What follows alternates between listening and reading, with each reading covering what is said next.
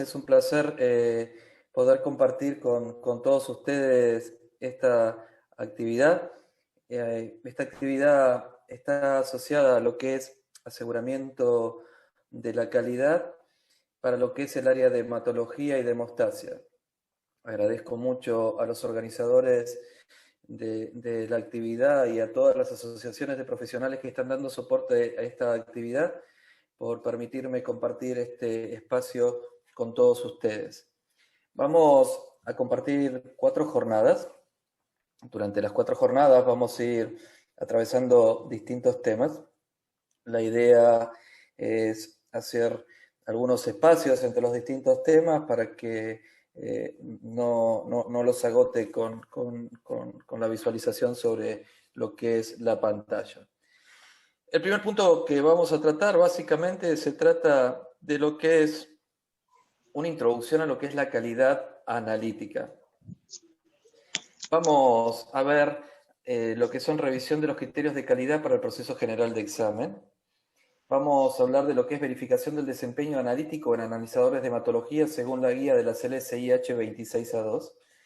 Y vamos a tratar de que sea lo más dinámico posible. Nosotros, en el laboratorio clínico o en el banco de sangre, todos los días generamos resultados. Los resultados que nosotros generamos son productos de mediciones. Todas las mediciones, absolutamente todas las mediciones, tienen algo que no se va a poder evitar. Todas las mediciones tienen error. El tema que el error que acompaña a las mediciones puede ser lo suficientemente pequeño como para no invalidar la utilidad clínica de los resultados, o puede ser muy grande, de manera tal que los resultados generados pierdan utilidad clínica. Como profesionales o participantes de un laboratorio clínico o banco de sangre, tenemos que asegurar que podemos generar resultados que tienen un error lo suficientemente pequeño como para que esos resultados aporten valor al cuidado de la salud del paciente, sean resultados clínicamente útiles y sean resultados confiables. Esta diapositiva es una diapositiva genérica que nos muestra las distintas etapas del proceso general de examen. Este muestra las 3 etapas clásicas del proceso general de examen. Yo no los quiero complicar, pero si ustedes acceden a literatura actualizada, van a ver que en vez de presentarles estas 3 etapas clásicas, les van a presentar 5 etapas. Van a hablar de la etapa de preanálisis, la de preanálisis, análisis, posanálisis y posanálisis.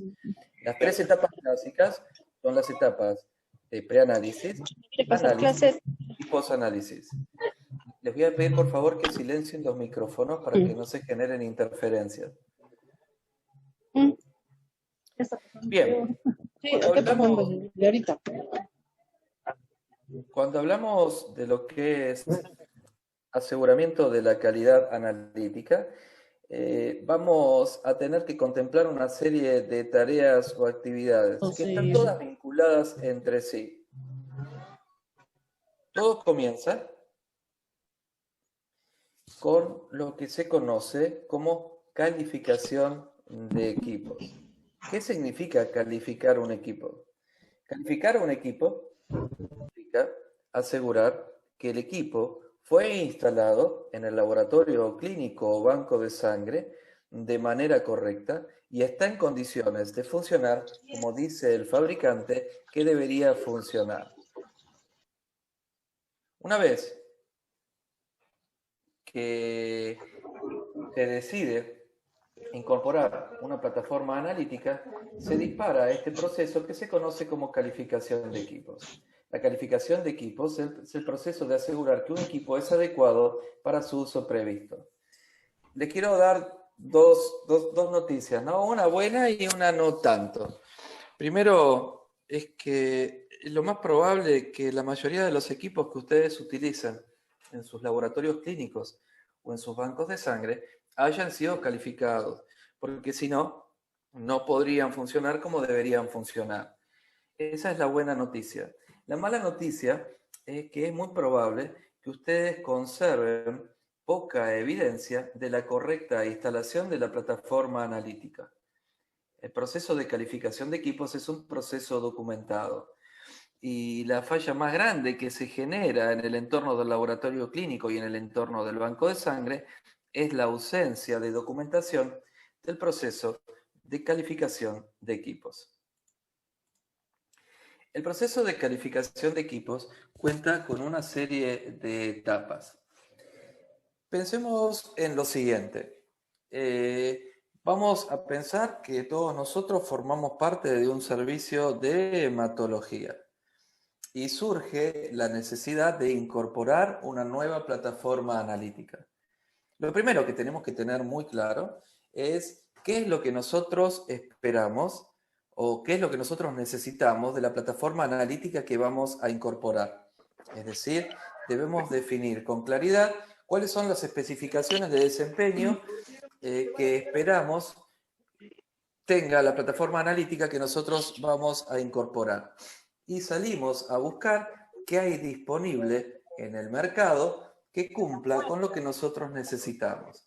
Esta etapa de selección y elección se conoce como calificación de diseño, DQ por las siglas en inglés. Una vez escogida la plataforma analítica, por lo general el proveedor del equipo hace un relevamiento de la zona para ver si están dadas las condiciones para instalar el equipo. De no estar dadas las condiciones, se proceden a hacer las modificaciones correspondientes para poder recibir la plataforma analítica. Se recibe el equipo, la mayoría de las veces, por ejemplo, un contador hematológico no se recibe armado del todo, sino que se reciben distintos componentes y se procede al ensamblado del equipo. Una vez que el equipo es ensamblado, se lo enciende por primera vez.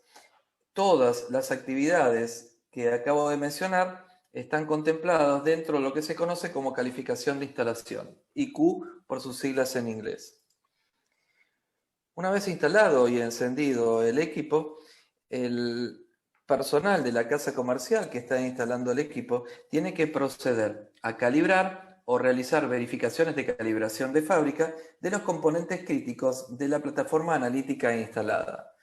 Esta etapa se conoce como calificación de operación, o Q por sus siglas en inglés. Finalmente, es muy probable que el personal técnico de la casa comercial que les está llevando el equipo proceda a solicitarle a ustedes, o lo que sería mucho más correcto, que lleve consigo algunos materiales y proceda a hacer una corrida de unos controles o materiales de verificación en condiciones de repetibilidad para ver si el desempeño obtenido cumple con lo que está en las especificaciones del equipo. Esta etapa se conoce como calificación de desempeño, PQ por sus siglas en inglés. Recordemos que la falla más grande con respecto a lo que es la calificación de equipos es la ausencia de documentación de todas las tareas involucradas. Este documento que yo les estoy mostrando, ustedes lo pueden buscar en un navegador y lo pueden descargar. El gráfico que están viendo es una traducción original de este documento. Este documento no es un documento que haya sido redactado para el entorno del laboratorio clínico, pero describe muy bien cuáles son las tareas o actividades que están contempladas en el proceso de calificación de equipos, estableciendo responsabilidades para el usuario y el proveedor. Si nosotros vamos a tratar de interpretar un poquitito este gráfico, en el área del laboratorio clínico son los fabricantes los que diseñan el instrumento y los construyen. Nosotros, como usuarios, tenemos que tener muy claro qué esperamos del equipo que vamos a instalar. Entonces, por un lado tenemos lo que nosotros esperamos y por el otro lado tenemos las especificaciones que define el fabricante del equipo. Enfrentar lo que nosotros necesitamos frente a las especificaciones del equipo es lo que se conoce como calificación de diseño, DQ por las siglas en inglés. El proveedor es el responsable de instalar el instrumento y generar toda la documentación de soporte. Recordemos que esta etapa que estoy mencionando se conoce como IQ por las siglas en inglés o calificación de instalación. Como usuarios del laboratorio clínico o banco de sangre, nosotros tenemos la obligación de acompañar al proveedor durante la instalación y asegurarnos de recibir la documentación de soporte. Si avanzamos una etapa más, tenemos lo que se conoce como calificación de operación, que es donde el proveedor procede a calibrar o realizar las verificaciones de calibraciones de fábrica de los componentes críticos de la plataforma analítica.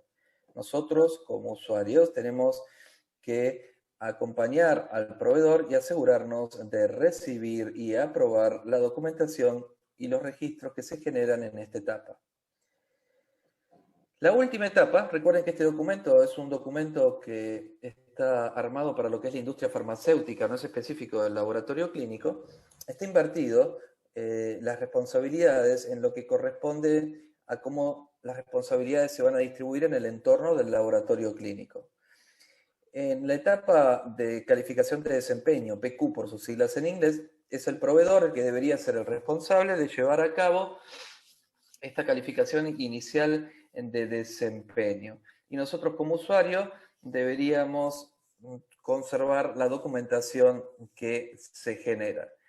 Cumplida todas estas etapas, lo que se logra es generar evidencia que brinda soporte sobre la correcta instalación de la plataforma analítica. Recuerden que la falencia más grande a nivel de calificación de equipos en el entorno del laboratorio clínico o banco de sangre es la ausencia de documentación. Bien, hablamos de lo que es calificación de equipos. De calificación de equipos podríamos hablar de una jornada entera. Vimos lo que es calificación de equipos de manera resumida. Una vez que el equipo está calificado, ¿qué es lo que sigue? Básicamente, nosotros, si estuviéramos todos conectados ahora en un aula en tiempo real y todos viéndonos, yo les preguntaría en este momento, bueno, el equipo está correctamente instalado. Se generó la documentación de soporte que avala la correcta instalación de la plataforma analítica. Yo ahora les preguntaría, ¿ya estamos en condiciones de poder comenzar a procesar muestras de pacientes y generar resultados? La respuesta es no debería, porque faltan cumplir con algunas actividades.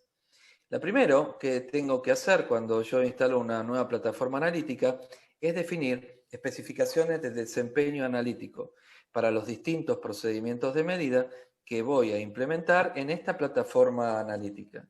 Especificaciones de desempeño para error total, especificaciones de desempeño para error sistemático y especificaciones de desempeño para error aleatorio. No los quiero complicar, pero también si nos ponemos bien actualizados, también deberíamos definir especificaciones de desempeño para incertidumbre de medida. Quedémonos con la primera parte. Tenemos que definir especificaciones de desempeño para error total, error aleatorio y error sistemático. Y luego vamos a ver qué ocurre. Pero definamos qué son las especificaciones de desempeño analítico. ¿Qué tanto error? ¿Se acuerdan que yo les dije, en el laboratorio clínico nosotros generamos resultados? Los resultados son producto de mediciones. Y lo que nosotros tenemos que tener muy claro, que todas las mediciones, absolutamente todas las mediciones, están acompañadas de error. Nosotros tenemos que establecer un límite para ese error, para saber que ese error no va a afectar la utilidad clínica de los resultados. Es así que definimos las especificaciones de desempeño analítico, que definen qué tanto error puede ser tolerado para un resultado sin que se invalide su utilidad clínica. Cuando hace mucho tiempo, ya en el año, ya hablamos de hace mucho tiempo, cuando hablamos de 1999 ya es mucho tiempo, ¿no? Entonces se generó una primera reunión porque había mucho lío, ¿no? Con respecto a distintas fuentes para definir. Les voy a pedir una vez más, por favor, que silencien sus micrófonos para que no se generen interferencias. Por favor, silencien los micrófonos. Como les contaba, en 1999 había mucho lío con respecto a distintas fuentes para definir especificaciones de desempeño analítico. y se trató de establecer un ranking de jerarquía de las distintas fuentes para definir especificaciones de desempeño analítico. Era un ranking que contemplaba 5 niveles o 5 escalas distintas. Entre el 1999 transcurrió un tiempo hasta que en el 2014 se generó una nueva reunión en Italia, Milán, y se afinó un poquitito más esta escala de jerarquía para definir especificaciones de desempeño analítico. Y esta escala de jerarquía quedó de 5, pasó a tener 3 categorías distintas. La primera categoría agrupa las fuentes que definen especificaciones de desempeño analítico según requerimientos clínicos. La segunda categoría son especificaciones de desempeño analítico de acuerdo a los distintos componentes de variabilidad biológica. Y la tercera categoría son especificaciones de desempeño analítico según lo que es el estado del arte. Les pido por favor que silencien los micrófonos para que no se generen interferencias. Especificaciones de desempeño analítico según lo que es el estado del arte. El estado del arte representa el desempeño promedio de la plataforma analítica colocada en el mercado. ¿Dónde ir a buscar estas especificaciones de desempeño analítico? Yo recurro de manera muy frecuente a la página del Dr. Weser. Sten Weser se asegura de subir siempre tablas bastante actualizadas con especificaciones de desempeño analítico y además les hace un mantenimiento a las tablas, se asegura que los valores que están incluidos son siempre los últimos disponibles. Entonces pueden ingresar a la página del Dr. Weser a buscar las tablas con distintas especificaciones de desempeño analítico. Cuando ustedes van a trabajar con especificaciones de desempeño analítico, el primer inconveniente con que se van a encontrar o van a enfrentar es cómo están expresadas estas especificaciones de desempeño analítico. Pueden estar expresadas en porcentaje, y cuando están expresadas en porcentaje es muy simple manejarlas. Puede ser que estén expresadas en unidades de concentración. Cuando se expresan en unidades de concentración, a veces nos obligan a hacer algunas cuentitas adicionales que no son muy complicadas, pero tenemos que hacer algunas cuentitas. Y también pueden tener un doble formato o una doble expresión. Es decir, pueden estar expresadas en unidades de concentración y porcentaje. Y nosotros tenemos que definir cuál de los dos formatos se aplica según el nivel de decisión médica evaluado. Vamos con lo que es más simple. Especificaciones de desempeño analítico definidas en porcentaje. Pensemos en una especificación de desempeño analítico. Vamos a hablar de lo que es hemoglobina. La fuente es CLIA. CLIA se basa específicamente en lo que es el estado del arte. La especificación de desempeño analítico es del 7%. Es decir, para el error total no podemos permitir un error que supere al 7% para los resultados de hemoglobina. Cuando se trabaja en porcentaje, es bastante simple. Segundo caso son unidades de concentración, y acá complica un poquitito. Me salgo del área de hematología porque no es frecuente que para hematología y hemostasia las especificaciones de desempeño analítico estén definidas en unidades de concentración, y por un ratito me corro de área y me voy al área de química clínica. Por ejemplo, una especificación de desempeño analítico de uso muy frecuente en el área de química clínica es la especificación de desempeño analítico para error total de CLIA para el calcio, que es de 1 miligramo por decilitro. Y yo les dije, cuando trabajamos en unidades de concentración, es muy probable que tengamos que jugar con algunas cuentitas. Supongamos que en mi laboratorio yo trabajo con dos controles para el calcio, uno de 9.8 miligramos por decilitro y otro de 12.5 miligramos por decilitro. La especificación de desempeño analítico según CLIA para el calcio es de 1 miligramo por decilitro. La pregunta es, ¿cómo expreso esta especificación de desempeño analítico en porcentaje para cada nivel de decisión médica evaluado? El tema no es complicado. Tienen que definir ¿Qué porcentaje representa 1 miligramo en 9,8 y qué porcentaje representa 1 miligramo en 12,5? Pueden recurrir a proporciones, regla de 3 simple, y lo resuelven de una manera muy sencilla. Entonces, dividen 1 entre el nivel de decisión médica evaluado y el número resultante lo multiplican por 100 y ya tienen la especificación de desempeño analítico expresada en porcentaje según CLIA para el nivel de decisión médica evaluado, 10,2%. Recuerden, la especificación es 1 miligramo por decilitro. ¿Y cómo hacemos con el segundo nivel de decisión médica? Y tengo que ver qué porcentaje representa 1 miligramo en 12,5.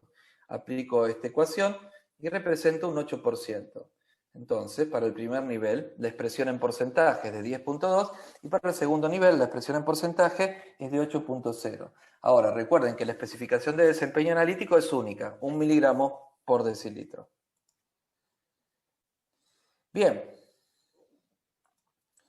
y acá viene algo que tal vez en algún momento sí lo vayan a necesitar, básicamente para el área de hematología. Yo he reconocido cuando estaba esperando en la sala para comenzar con la actividad, he reconocido muchos nombres de gente con la cual ya hemos trabajado en distintos países. Entonces, hay gente, seguramente debe haber bastante gente del área de hematología y hemostasia, y es muy frecuente que para el área de hematología, si ustedes se posicionan en dos mensurandos específicos, los glóbulos blancos y las plaquetas, y ustedes trabajan una especificación de desempeño analítico expresado solamente en porcentaje, es muy probable que tengan problemas para el nivel de control más bajo y les vaya muy bien para el nivel intermedio y el nivel alto. Recuerden que en hematología es altamente probable que ustedes trabajen con 3 niveles de control. ¿Cómo se podría resolver esa situación? Accediendo a una especificación de desempeño analítico que tenga un formato de doble expresión, es decir, se expresa en unidades de concentración y porcentaje, y aplica lo que sea más grande según el nivel de decisión médica evaluado. Vamos a tratar de dilucidar este trabalengua. Vamos a pensarlo con un ejemplo del área de química clínica porque es más simple. Y pensemos en la glucosa. Una especificación de desempeño analítico de uso muy frecuente para la glucosa es la de CLIA, que es de 6 miligramos por decilitro o 10%, lo que sea más grande según el nivel de decisión médica evaluado. ¿Cómo resolvemos esta situación? Supongamos que en mi laboratorio, estoy forzando porque no creo que en ningún laboratorio tengan un control de glucosa de 50, pero vamos a suponer que tenemos dos controles. El nivel 1, que es de 50 miligramos por decilitro, y el nivel 2, que es de 180 miligramos por decilitro. ¿Cuál es la expresión en porcentaje de la especificación de desempeño analítico según CLIA para cada nivel de decisión médica evaluado? Recuerden y lean la parte de arriba de la diapositiva, donde les dice que la especificación de desempeño analítico es de 6 miligramos por decilitro o 10%, lo que sea más grande según el nivel de decisión médica evaluado. ¿Qué hacemos? Paso número 1. Vamos a estimar qué porcentaje representa la expresión en unidades de concentración sobre el nivel de decisión médica evaluado. Recuerden, la expresión de la especificación de desempeño en unidades de concentración era de 6 miligramos por decilitro. ¿Qué porcentaje representa 6 en 50? Un 12%. Por el otro lado, recuerdo que era la especificación de desempeño analítico 6 miligramos por decilitro o 10%, lo que sea más grande según el nivel de decisión médica evaluado. Entonces identifico el 10%. En un tercer paso comparo el valor obtenido en el paso 1 con el valor obtenido o el valor colocado en el paso 2 y digo, ¿qué es más grande? ¿12 o 10? La pregunta es simple, ¿no? 12 es más grande. Por lo tanto, para el primer nivel de decisión médica, la especificación de desempeño analítico según CLIA expresado en porcentaje es del 12%. Hagamos lo mismo con el segundo nivel de decisión médica. ¿Qué porcentaje representa 6 en 180? 3,3%. La especificación en porcentaje original es del 10%. ¿Qué es más grande? ¿3,3 o 10? La respuesta es simple, es más grande 10. Para el segundo nivel de decisión médica, la expresión en porcentaje de la especificación de desempeño analítico según CLIA es del 10%. Y así se resuelve. Es muy probable que en función del tiempo comiencen a tener especificaciones de desempeño analítico con una doble expresión para algunos mensurandos del área de hematología, como usar los glóbulos blancos y las plaquetas. Vamos a otra fuente para definir especificaciones de desempeño analítico que en la jerga común se conocen como RCPA, que son las siglas en inglés del Colegio de Patologías de Australasia, que establece especificaciones de desempeño analítico con una doble expresión. Y a veces es un poquitito complicado leer estas tablas, pero en realidad es lo mismo que les acabo de mostrar antes, con el ejemplo de la glucosa, pero con un formato diferente. Fíjense en que yo les dije, para plaquetas y para blancos tal vez sería bastante interesante que ustedes utilicen una especificación de desempeño analítico con una doble expresión, para evitarse ese problema que para el nivel bajo del control les va mal y para el nivel medio y el nivel alto les va muy bien. Es un problema con el formato de expresión de la especificación de desempeño analítico. ¿Cómo se lee esta tabla? Se lee de la siguiente forma. RCPA nos dice que la especificación de desempeño analítico para plaquetas es de 25 por 10 a la 9 por litro para un nivel de decisión médica evaluado menor o igual que 100. O 25% si el nivel de decisión médica evaluado es mayor que 100. Yo esto se lo puedo poner o plantear de la misma forma que estaba planteado el de la glucosa. 25 por 10 a la 9 por litro o 25%, lo que sea más grande según el nivel de decisión médica evaluado. Lo único que hace RCPA es decirles que, bueno, si el nivel de decisión médica que vos estás evaluando está por debajo de 100, usá la expresión en unidades de concentración. Si el nivel de decisión médica que vos estás evaluando para plaquetas está por encima de 100, usá la expresión en porcentaje, 25. Juguemos. Tengo la meta alta y la meta baja. Supongamos que en mi laboratorio voy a jugar nada más con 2 niveles. Es altamente probable que para plaquetas ustedes manejen 3 niveles de control. En mi laboratorio tengo un control que tiene una concentración de 60 y uno de 200. Entonces me fijo, 60, el primer nivel de decisión médica evaluado. ¿Es menor o igual que 100? Sí. Entonces aplica la meta baja y tengo la expresión de la especificación de desempeño analítico en unidades de concentración. Tengo que definir qué porcentaje representa 25 en 60. El segundo nivel de decisión médica es de 200. 200 es mayor que 100. Por lo tanto, para el segundo nivel de decisión médica, aplica directamente la expresión en porcentaje. Para el primer nivel de decisión médica, vamos a hacerlo 60, aplica la meta baja. Y tengo que hacer como el ejemplo del calcio, ¿no? ¿Qué porcentaje representa 25 en 60? Entonces hago 25 entre 60 por 100, un 42%. Y para el control 2 es mayor que 100 el valor y sabemos que corresponde a la meta alta. Entonces si corresponde a la meta alta directamente aplico el porcentaje, 25%. Recuerden, para el área de hematología es altamente probable que especificaciones de desempeño analítico con una doble expresión les sean de mucha utilidad para blancos y plaquetas. Vamos a hablar un poquitito de lo que es el estado del arte. Vamos a hablar un poquitito de lo que es el estado del arte.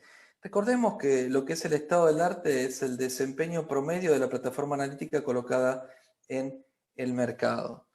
Existe un mecanismo a partir del cual ustedes pueden llegar a definir especificaciones de desempeño analítico según lo que es el estado del arte, recurriendo a datos de participación en un esquema de comparación interlaboratorio o en un esquema de evaluación externa de la calidad.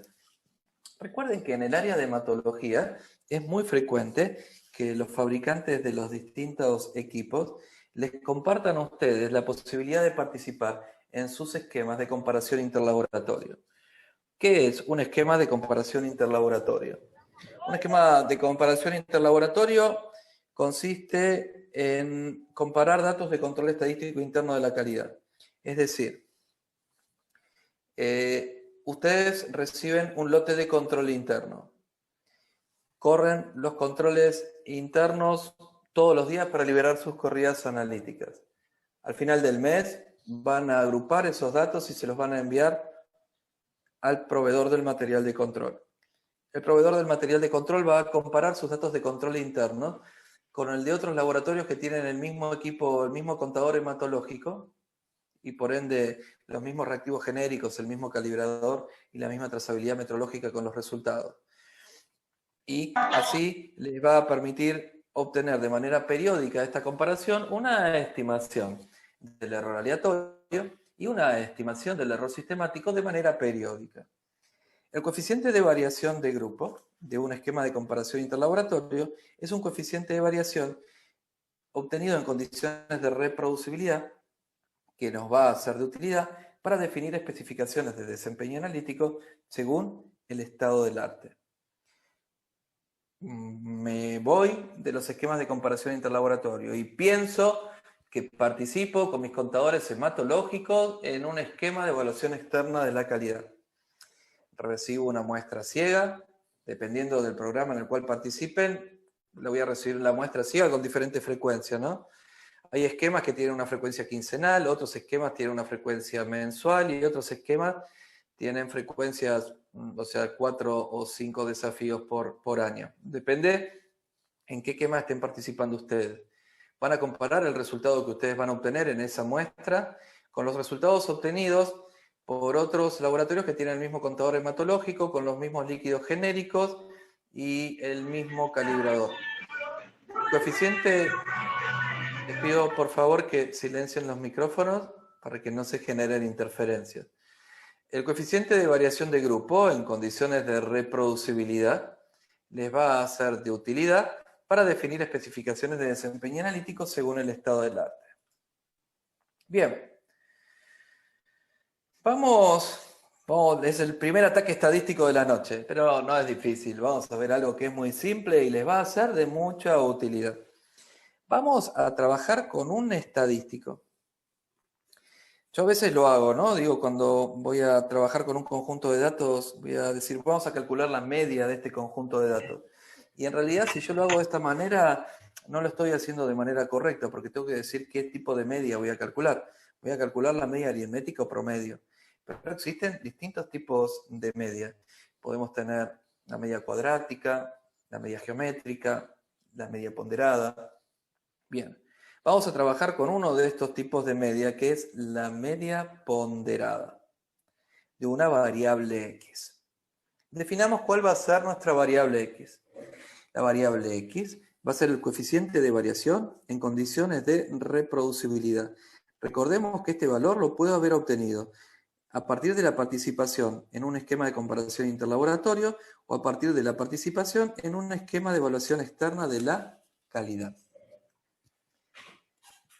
Cuando yo hago una media aritmética o promedio, lo que hago es sumar todos los valores, divido la suma de los valores entre la cantidad de valores y ahí obtengo el promedio. Bueno, acá, cuando hago eso, la media aritmética o promedio, todos los valores tienen la misma importancia. Acá, a cada valor de coeficiente de variación obtenido le vamos a dar una importancia P. Cuando ustedes calculan coeficientes de variación a partir de un conjunto de datos, ustedes saben que si el conjunto de datos es más grande, cuanto más grande sea la cantidad de datos que ustedes utilizan para estimar un coeficiente de variación, más confiable va a ser su estimación. Lo mismo pasa con los coeficientes de variación en condiciones de reproducibilidad. Cuanto más participantes hay en el grupo de comparación y más datos se utilizan, más confiables son los coeficientes de variación. La importancia P de cada valor de coeficiente de variación va a estar dada por el n del grupo. Entonces tenemos una variable X, coeficiente de variación, con su importancia P, que está dada por el n del grupo. Bien, supongamos que de manera prolija y ordenada, coloqué los valores obtenidos en un conjunto de encuestas. Estos son un conjunto de encuestas de control externo. ¿Cuántas encuestas? Acá tengo 1, 2, 3, 4, 5, 6. Siempre preguntan qué cantidad de encuestas se necesitan y la idea es que puedan contar por lo menos con 6 encuestas para arriba. Me pueden decir, bueno, no tengo 6 encuestas, tengo 4. Bueno, estímalo con 4 y después cuando tengas más encuestas, actualizás la estimación. Entonces, tenemos que identificar dos columnas. La columna de la variable X, coeficiente de variación de grupo. Y la columna de las importancias P, N de grupo. ¿Sí? Si ustedes les doy un ratito para que miren estos datos, se van a dar cuenta que esto no es difícil. Es ordenar datos que seguramente ustedes ya tengan. Es altamente probable que ustedes participen en el área de hematología, en el área de hemostasia, en esquemas de comparación interlaboratorio, y si no participan en esquemas de comparación interlaboratorio, es altamente probable que ustedes participen, en un esquema de evaluación externa de la calidad. Lo primero que tengo que hacer, miren lo que hice yo, ¿no? Marqué las dos columnas y voy a aislar los datos de las dos columnas. Coeficiente de variación de grupo y N de grupo. Mi objetivo es estimar la media ponderada de la variable coeficiente de variación de grupo. Esto es estadística y sé que la estadística cuesta un poquitito, por lo tanto lo vamos a hacer bien despacito. Les pido por favor que silencien sus micrófonos para que no se generen interferencias. Bien, acá tienen la ecuación en bruto de la media ponderada de una variable X. Tengo que multiplicar a cada valor de la variable X por su importancia, hacer una sumatoria de estos productos y a esa sumatoria dividirla entre la sumatoria de las importancias P. Yo les dije, la variable X es coeficiente de variación de grupo y la importancia P es N de grupo. Entonces voy a hacer una sumatoria de los productos del coeficiente de variación por el N del grupo de todas las encuestas consideradas y a esa sumatoria la voy a dividir entre la sumatoria de todos los N de grupo. Parece un trabalenguas, ¿no? Pero ahora les aseguro que si lo hacemos despacito, paso a paso, esto sale y no es tan complicado. Paso número 1. Recuérdenlo, proceso por paso. Ustedes van a tener el material, van a tener la grabación, va a ser fácil seguirlo. Paso número 1. Voy a aislar los datos de coeficiente de variación de grupo y N de grupo de por lo menos 6 encuestas. Ustedes se fijan, en la primera columna tengo el número de encuesta, en la segunda columna los valores de coeficiente de variación de grupo y en la tercera columna los valores de N de grupo. Fácil, no es difícil. Segundo paso, voy a multiplicar para cada encuesta el valor del coeficiente de variación por el valor del N del grupo y voy a obtener una cuarta columna que se va a llamar CB por N. Recuerden, los valores de esta columna surgen de multiplicar el valor del coeficiente de variación del grupo por el N del grupo. Tercer paso. Me voy a focalizar en la cuarta columna y voy a sumar todos esos valores. Hago una sumatoria de los valores de la cuarta columna. Cuarto paso. Ahora voy a hacer una sumatoria de los valores de la tercera columna, N de grupo. No es difícil. Quinto paso. Voy a dividir la sumatoria de CB por N entre la sumatoria de N. Sin darnos cuenta, hemos estimado la media ponderada de la variable coeficiente de variación de grupo. ¿Qué representa la media ponderada de la variable coeficiente de variación de grupo? Es el coeficiente de variación en condiciones de reproducibilidad más probable para este procedimiento de medida. Media ponderada de la variable coeficiente de variación de grupo. Pero recordemos algo, lo que yo busco es definir una especificación de desempeño analítico para error total según el estado del arte para este procedimiento de medida. Lo que yo he estimado hasta ahora es la media ponderada de la variable coeficiente de variación de grupo y la tengo que transformar en una especificación de desempeño analítico. La, la fórmula más común que se utiliza, no los quiero confundir demasiado, implica multiplicar por 3 la media ponderada de la variable coeficiente de variación de grupo para definir una especificación de desempeño analítico para error total, para el procedimiento de medida evaluado. No es difícil. En alguna literatura de uso reciente les van a proponer que en vez de multiplicar por 3, multipliquen por 2 y hagan una estimación menos conservadora, o sea, más restrictiva. Por ahora les recomiendo sigan multiplicando por 3 y generen de esta manera la especificación de desempeño analítico según el estado del arte para un procedimiento de medida. Bien.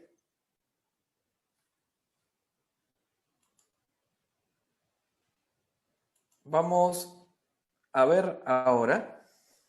Les enseñé cómo definir especificaciones de desempeño analítico para lo que es el estado del arte.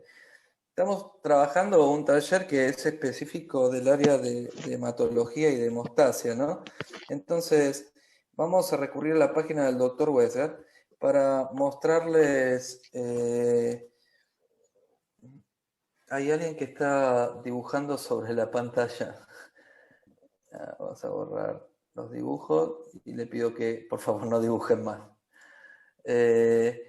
Vamos a ingresar a la página del Dr. Weisgart y vamos a ver qué hay a nivel de especificaciones de desempeño analítico para el área de hematología y de hemostasia publicados en nuestra página. Acá tienen especificaciones de desempeño analítico definidas para hemoglobina de diferentes fuentes. Y lo que es muy interesante, si ustedes se fijan en la última columna de esta tabla, les propone para lo que es la hemoglobina algunos niveles de decisión médica. Tenemos también especificaciones de desempeño analítico para lo que es hematocrito de distintas fuentes. Y tenemos, recuerden siempre... Y le toqué otra vez. Les pido por favor que silencien los micrófonos. Les cuento un poquitito cómo están armadas estas tablas. En la primera columna tienen el nombre del mensurando. En la segunda columna el tipo de muestra. En la tercera columna la especificación de desempeño analítico, acompañado en la cuarta columna de la fuente a partir de la cual fue definida esta especificación de desempeño analítico. Y en la última columna, algo que es muy importante y que les va a ser de mucha utilidad, cuáles son los niveles de decisión médica propuestos para este procedimiento de medida. Tienen algo parecido también para volumen corpuscular medio, para plaquetas, para rojos, para blancos. Y también tienen especificaciones de desempeño analítico definidas para los mensurandos del área de hemostasia de uso más frecuente. Recuerden, en el área de hemostasia, nosotros solemos trabajar bastante en hemostasia en México, es que para muchos factores específicos de coagulación, no existen especificaciones de desempeño analítico publicadas por tablas y van a tener que definirlas según el estado del arte. Pueden recurrir a este mecanismo que yo les acabo de contar, cómo definir especificaciones de desempeño analítico según lo que es el estado del arte. Bien, recuerden, definir especificaciones de desempeño analítico es muy importante. Siempre tienen que definir especificaciones de desempeño analítico antes de proceder a la verificación de los procedimientos de medida. Cuando ustedes definen especificaciones de desempeño analítico, van a definir especificaciones de desempeño analítico por lo general para error total. Deberían generar especificaciones de desempeño analítico para error aleatorio y para error sistemático. Dos alternativas. Que definan las especificaciones de desempeño analítico para error aleatorio y error sistemático, presupuestando la especificación de desempeño analítico que definieron para error total, o que trabajen con variabilidad biológica, que define por separado especificaciones de desempeño analítico para error aleatorio, error sistemático y error total. Bien, hemos definido las especificaciones de desempeño analítico. ¿Qué es lo que sigue ahora? Lo que sigue ahora es evaluar al procedimiento de medida. ¿Qué implica evaluar un procedimiento de medida? Implica conocer su desempeño. Evaluar un procedimiento de medida puede tener dos tipos de alcance. Puede consistir en una validación o en una verificación. Como miembros importantes de un laboratorio clínico o banco de sangre,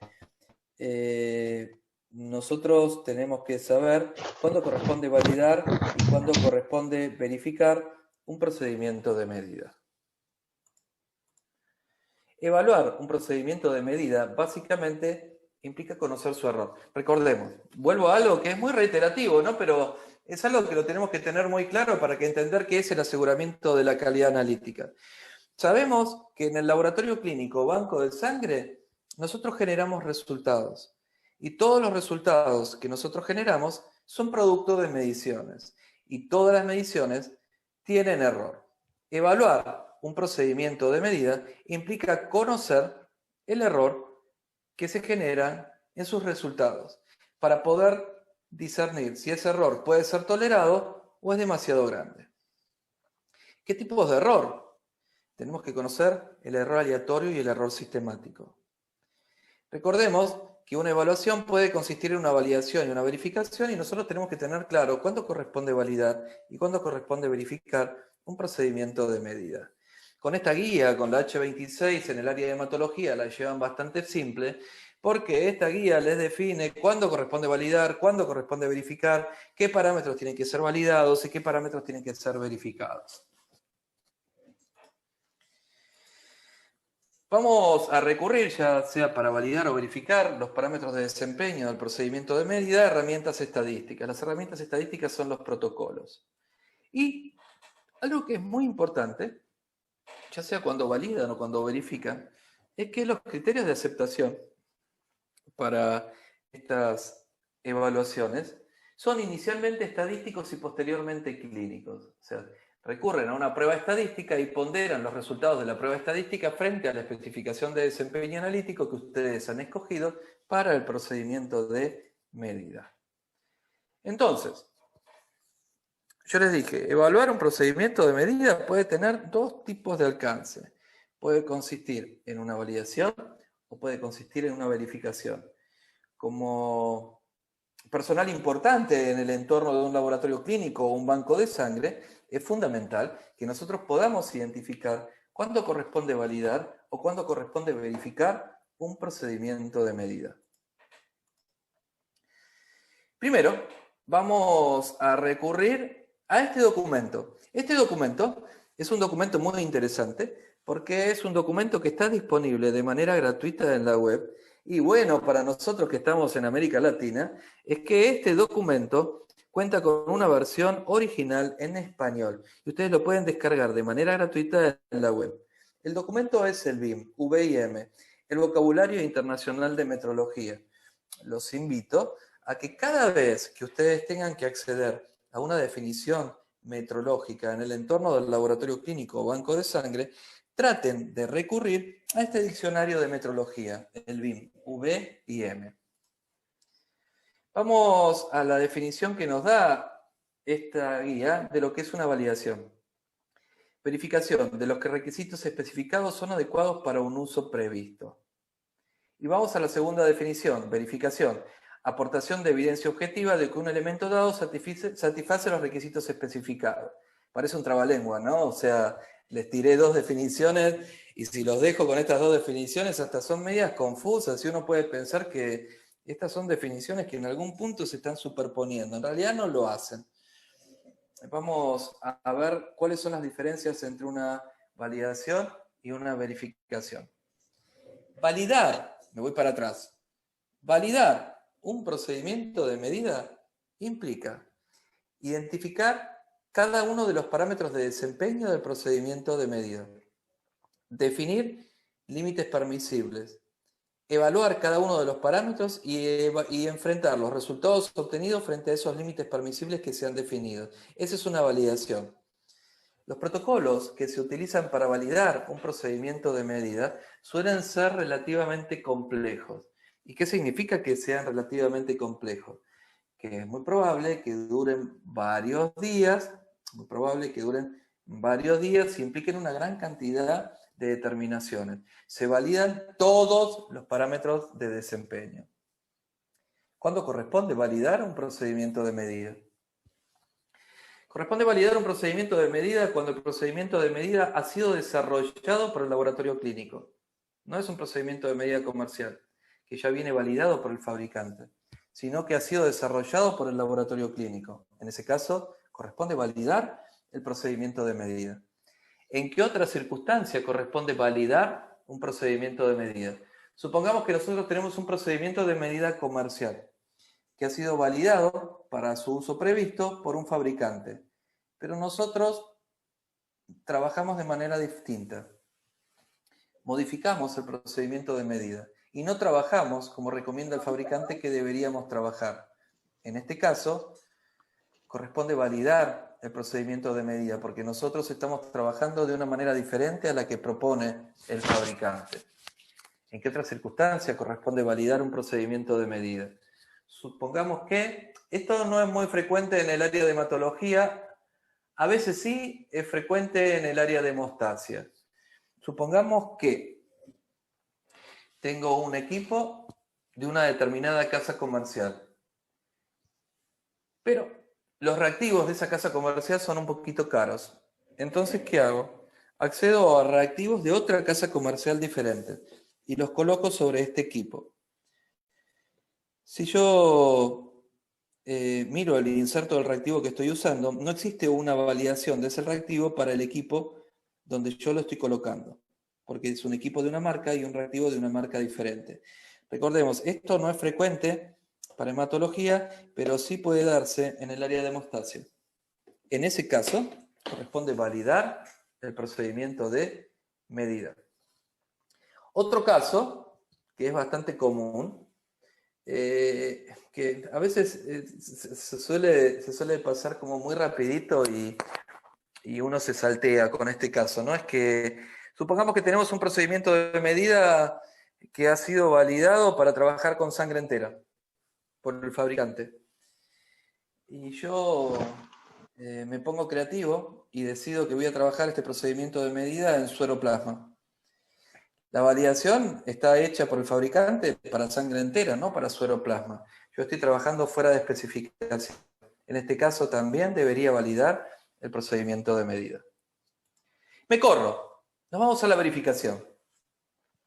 Verificar un procedimiento de medida implica, primero, identificar cuáles son los parámetros de desempeño que son críticos y deberían ser verificados. Luego implica acceder a herramientas estadísticas, protocolos que son más simples que los que se utilizan para validar. Que sean más simples, ¿qué significa? Significa que duran menos días, implican menos cantidad de determinaciones y el tratamiento estadístico de los datos es más simple. ¿Cuándo corresponde verificar un procedimiento de medida? Cuando yo tengo un procedimiento de medida que ya ha sido validado para su uso previsto y yo trabajo siguiendo las recomendaciones del fabricante sin apartarme de sus recomendaciones, tengo que verificar el procedimiento de medida, no es necesario validarlo, ¿sí? En la mayoría de los casos, cuando no se ponen muy creativos, en hematología siempre aplican verificaciones, es muy raro que tengan que validar.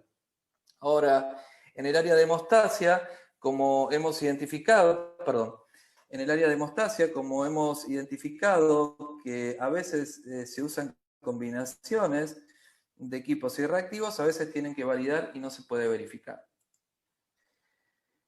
En la definición de verificación, yo me la guardé esta nota porque es aclaratoria. La nota dice, los requisitos especificados pueden ser, por ejemplo, las especificaciones del fabricante.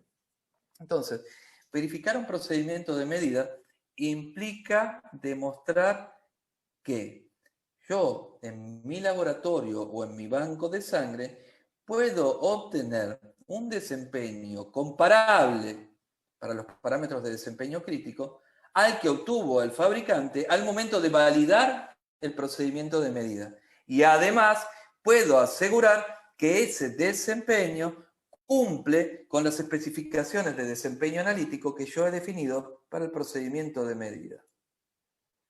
Bien, espero no haberlos confundido, la idea era no confundirlos, sino aclarar, ¿no? Pero vamos a establecer una analogía entre validación y verificación. En el cajón que está abajo, donde están los calderos, el de abajo. les pido por favor que silencien los micrófonos. Si hay micrófonos abiertos, por favor silencien los micrófonos. ¿Qué parámetros de desempeño tienen que ser validados? Todos. ¿Y cuáles tienen que ser verificados? Solamente los que son críticos. ¿Qué herramientas estadísticas tengo que utilizar? Y para validar suelo recurrir a herramientas estadísticas, protocolos relativamente complejas, es decir, son protocolos que duran varios días, implican varias determinaciones, y el tratamiento estadístico de los datos suele tener cierta complejidad.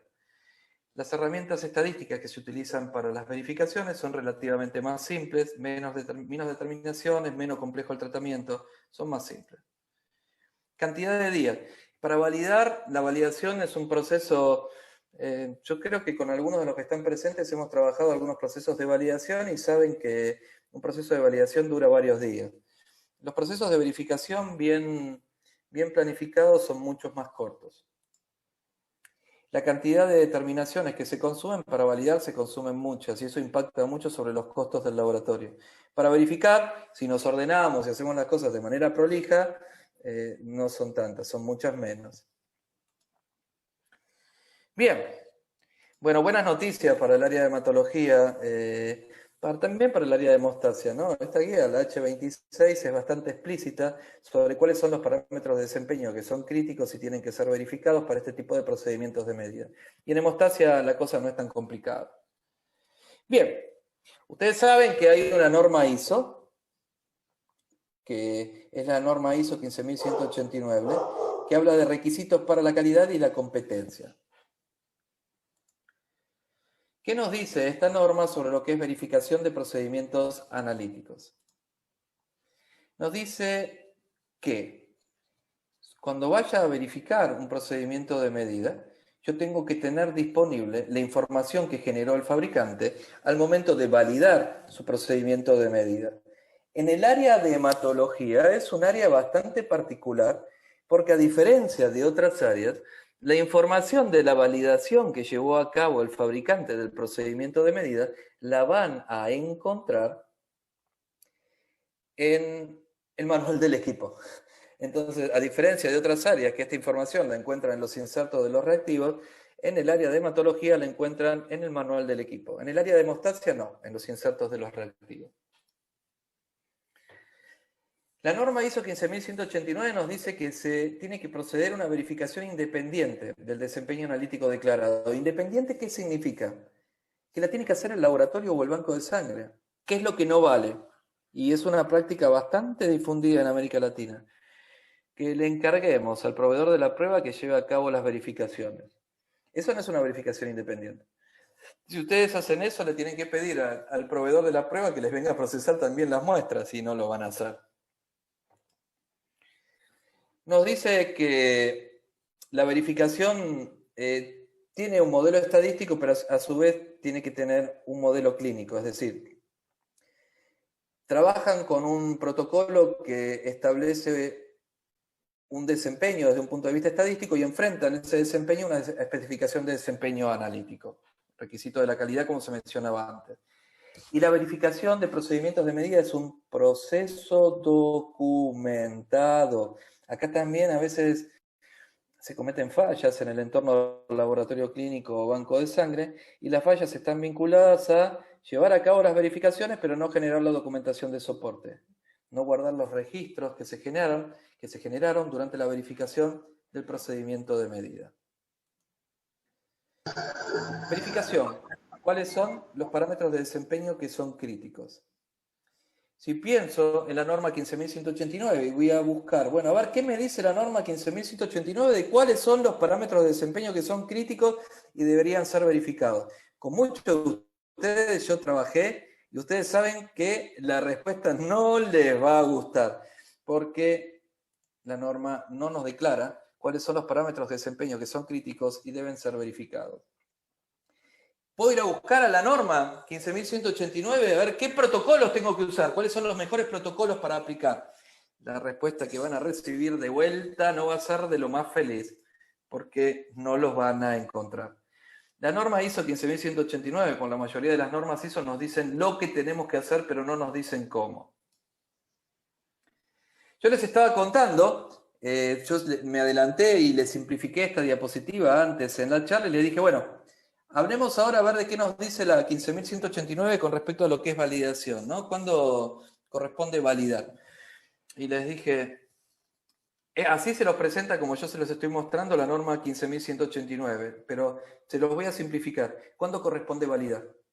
Corresponde validar cuando es el laboratorio el que desarrolló el procedimiento de medida. Corresponde validar cuando el laboratorio trabaja con un procedimiento de medida que ha sido validado por el fabricante, pero no sigue sus recomendaciones en la implementación del procedimiento de medida, modificando o alterando algunos pasos o cambiando el tipo de muestra sugerido. ¿Cuándo corresponde validar? Cuando trabajo con mezclas, un reactivo de una casa comercial con un equipo de otra casa comercial. Ahí corresponde validar. ¿Qué parámetros de desempeño tienen que ser validados? Si me voy a meter en la norma ISO 15189. Bueno, acá hay algunas novedades que son mejores porque la norma sí nos sugiere, en el caso de tener que llevar a cabo una validación de un procedimiento de medida, cuáles son los parámetros de desempeño que tienen que ser validados, pero no nos dice nada con respecto a qué protocolos tienen que ser utilizados. Los parámetros de desempeño sugeridos para una validación son veracidad, exactitud, precisión, incertidumbre, especificidad, sensibilidad analítica, límite de detección, límite de cuantificación, intervalo de medición, especificidad diagnóstica, sensibilidad diagnóstica. Y recuerden que es un proceso documentado. No es necesario que se limiten a estos parámetros de desempeño, puede haber más. Verificación. ¿Cuáles son los parámetros de desempeño que son críticos y tienen que ser verificados? ¿Dónde puedo encontrar recomendaciones sobre cuáles son los parámetros de desempeño que son críticos y tienen que ser verificados? A veces, hipotéticamente y teóricamente, en alguna regulación, poco probable.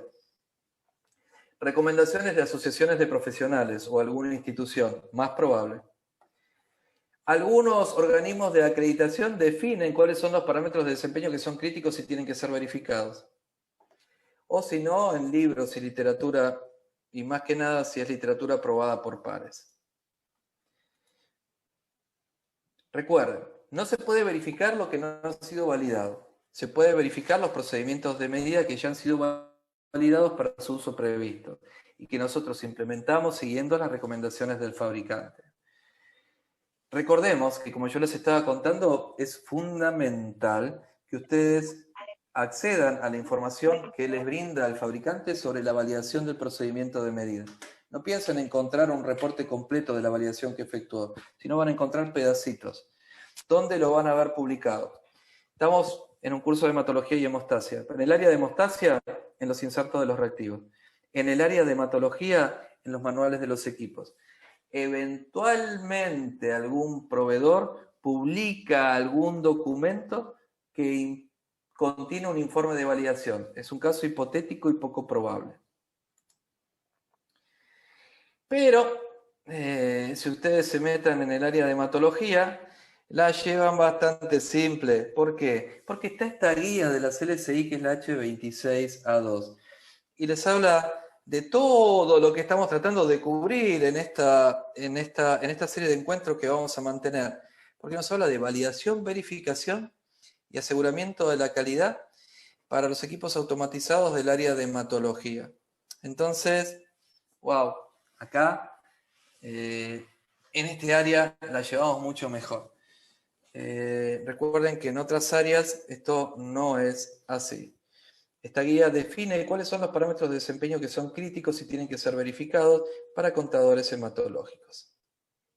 Veámoslo, ¿cuáles son? Lecturas de fondo, arrastre, precisión, en condiciones de repetibilidad, en condiciones de precisión intermedia. Ya vamos a ver esto de las condiciones, no entren en pánico. Precisión simple para blancos y plaquetas a niveles bajos. Precisión simple para blancos a niveles altos.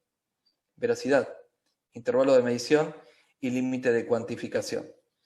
Yo no los quiero meter en lío, pero a esto vayan pensando en agregarle, ¿saben qué? Incertidumbre de medida. Intervalos de referencia también tienen que ser verificados para contadores hematológicos. ¿Qué es el límite de cuantificación? ¿Sí? Porque fíjense que está en un color diferente, ¿no? El límite de cuantificación es la menor concentración que ustedes pueden informar para un procedimiento de medida determinado con un error aceptable. Eso es el límite de cuantificación. Esta curva que ustedes están viendo se conoce como perfil de precisión.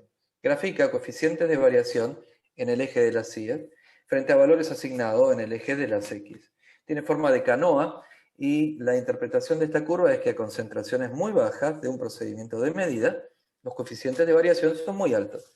A medida que las concentraciones se incrementan, los coeficientes de variación se hacen más bajos. Perdón. Cuando el procedimiento de medida tiene un nivel de decisión médica que es crítico a bajas concentraciones, es importante verificar el límite de cuantificación. Si el procedimiento de medida tiene niveles de decisión médica que están muy alejados de las concentraciones bajas, no justifica verificar el límite de cuantificación. ¿Para qué parámetros se sugiere llevar una verificación del límite de cuantificación? Para glóbulos blancos y plaquetas. Protocolos. ¿A qué protocolos podemos recurrir para llevar a cabo estas verificaciones? ¿Y acá dónde busco los protocolos? Bueno, acá ustedes están hablando de la guía H26, ¿no? Que es una guía H26A2, es una guía de la CLCI, por lo tanto les va a terminar recomendando otros protocolos de la CLCI para llevar a cabo las verificaciones o hipotéticamente las validaciones. Pero si no existiera esta guía, ustedes tendrían que ir a buscar recomendaciones. Algunas veces los organismos de acreditación definen determinadas herramientas estadísticas para aplicar en las verificaciones. En literatura, y más que nada es literatura aprobada por pares. Pero, les digo, ustedes tienen la guía H26. La guía H26 tiene un protocolo específico para hacer arrastre, muy fácil, muy simple. Tiene la recomendación de recurrir a la guía EP15A3 de la CLCI para lo que es precisión y veracidad. Precisión en condiciones de repetibilidad y en condiciones de precisión intermedia. La guía H26 les propone un protocolo de precisión simple. Recuerden, para blancos y plaquetas en concentraciones bajas y plaquetas y blancos, perdón, en concentraciones altas. La guía H26A2 de la CLCI les propone la guía EP6 de la CLCI para verificar el intervalo de medición, la EP17 para el límite de cuantificación, la EP28 para intervalos de referencia. Entonces, arrastre, un resumen. Hay un protocolo simple en la guía H26. Precisión, en condiciones de repetibilidad y en condiciones de precisión intermedia. La guía H26 les propone el protocolo EP15A3 de la CLCI. Precisión simple. La guía H26 les propone un protocolo de precisión simple que se pasa de sencillo. Veracidad, el protocolo EP15A3 de la CLCI. Intervalo de medición, el protocolo EP6 de la CLCI. Límite de cuantificación, el protocolo EP17 de la CLCI. Intervalos de referencia, el protocolo EP28 de la CLCI. Bien, este es el final de esta primera presentación. Yo no sé cómo, me gustaría que me den lineamientos sobre cómo quieren manejar las preguntas. Yo sabía que hay un chat activo en el cual ustedes pueden formular sus preguntas.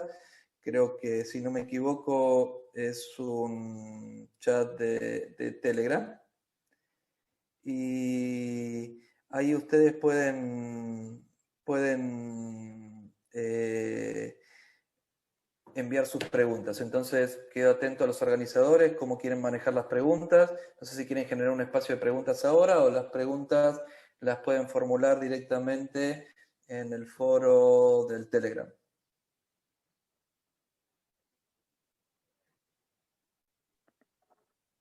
Vamos, gracias, profesor. Vamos a permitir 10 preguntas para poder pasar al expositor, por favor, si pueden escribirnos. Excelente. Las van a escribir por el chat y vos me las lees. Sí, maestro. Excelente, muchas gracias. Aguardo las preguntas.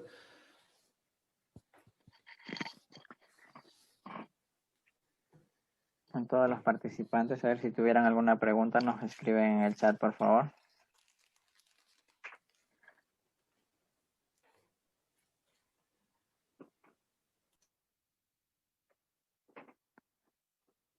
John Atoche de Perú pregunta, para los parámetros RUO de los analizadores hematológicos, ¿aplicaría verificación o validación?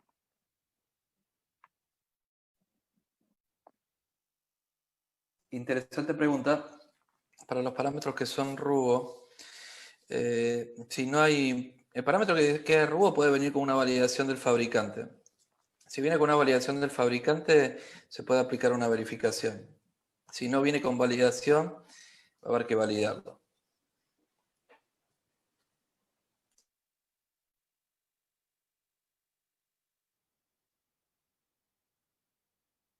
Hilda Choque pregunta, ¿quién es el responsable de realizar el control de lectura de fondo?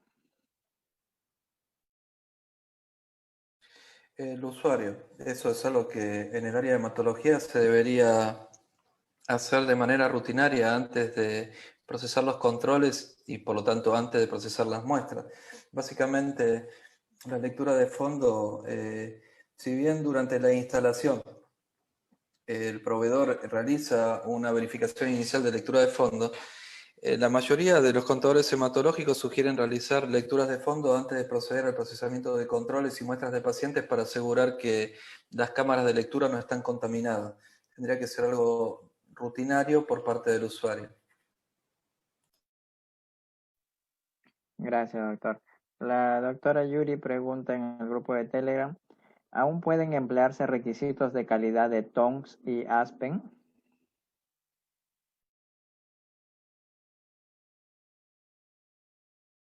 No hay nada que limite cuál es la especificación de desempeño analítico que ustedes pueden utilizar. Yo no utilizo esos criterios de manera frecuente, pero no existe limitación alguna, no que yo sepa.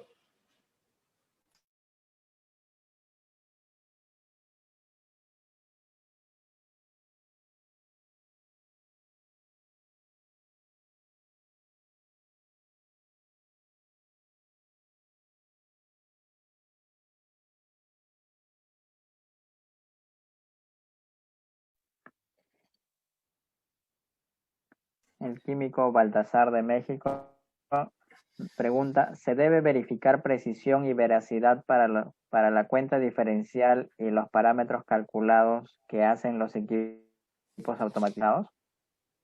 Yo no lo sugiero.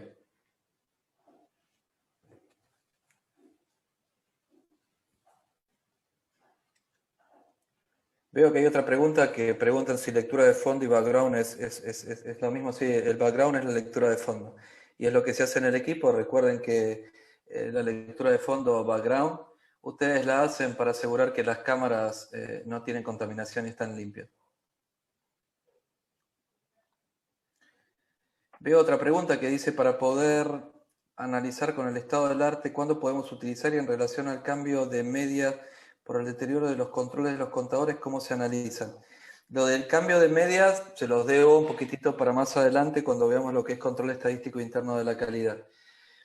Con respecto a lo que es el uso de especificaciones de desempeño analítico según el estado del arte, para el área de hematología hemos trabajado con algunos clientes de manera exitosa, generando especificaciones de desempeño analítico según el estado del arte con doble expresión, específicamente para plaquetas y glóbulos blancos.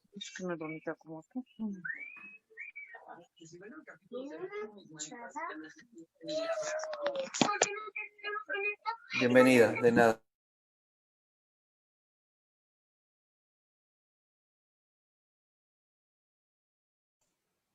¿Cómo hacer las verificaciones en analitos no automatizados como velocidad de sedimentación? Y no es tan simple. Primero, siempre cuando uno no tiene muy claro cómo hacer una verificación, lo primero que tenemos que hacer es ver cómo fueron validados.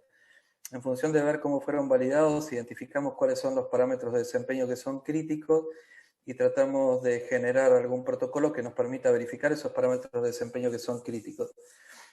Hace bastante tiempo, ¿no? Ya no recuerdo, yo utilicé una guía de la CLCI para hacer no recuerdo si eran validaciones o verificaciones para eritrosedimentación, pero cuando ustedes tengan dudas de un procedimiento de medida para identificar cuáles son los parámetros de desempeño que son críticos y tienen que ser verificados, miren el reporte de validación, fíjense en qué se validó, y lo que se validó seguramente es lo que va a ser crítico, se validó y se publicó, es lo que se va a hacer crítico y lo que va a tener que ser verificado.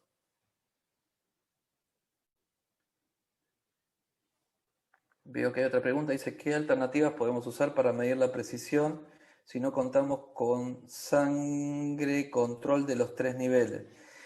Se puede, pero básicamente en condiciones de repetibilidad no sería tan complicado porque podrían recurrir a muestras de pacientes. El tema es la estabilidad. Ustedes pueden utilizar esas muestras para medir precisión en condiciones de repetibilidad, pero no en condiciones de precisión intermedia por la estabilidad de la muestra. Precisión intermedia implica repeticiones en días diferentes. Básicamente, además cuando trabajan con muestras de pacientes es muy difícil, cuando uno mide la precisión o verifica la precisión, tiene que verificar precisión para valores asignados que estén próximos a niveles de decisión médica. Cuando se trabaja con muestras de pacientes, es muy difícil que se trabaje se logren niveles, concentraciones que estén próximos a niveles de decisión médica. Voy a leer 3 preguntas más y vamos a hacer un receso. ¿Qué parámetros se deben manejar de manera dependiente e independiente en analizadores automáticos? Esta pregunta voy a necesitar que me la aclaren porque no la comprendo del todo, pero si me la aclaran la puedo contestar. Otra pregunta. ¿Es recomendable hacer una comparación de los resultados hallados con método manual y con ellos hacer una calibración en un contador hematológico? La verdad, los contadores hematológicos, para los contadores hematológicos tienen calibradores, lo que es la trazabilidad meteorológica de los valores asignados para los calibradores en los contadores hematológicos está bastante estandarizada y bastante bien manejada. Yo diría más por ese lado. Otra pregunta dice, ¿se pueden emplear otros protocolos de verificación en el área de hematología diferentes a los propuestos por las guías LCI H26? Sí, claro que sí. Sí, se pueden utilizar otros protocolos, ¿no? Los protocolos que proponen las LSI no son los únicos protocolos que están disponibles. Sí, traten de utilizar protocolos que tengan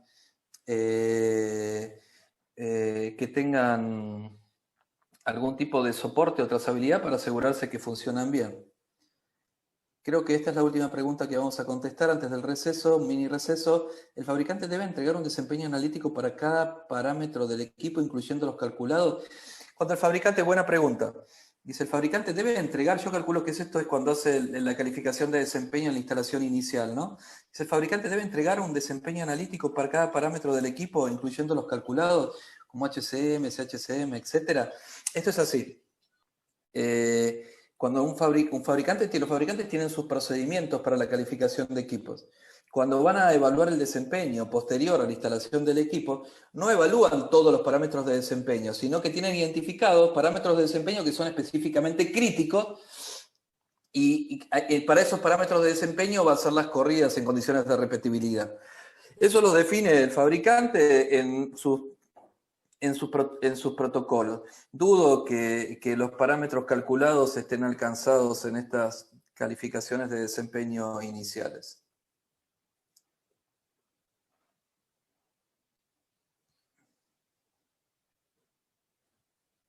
Muy bien.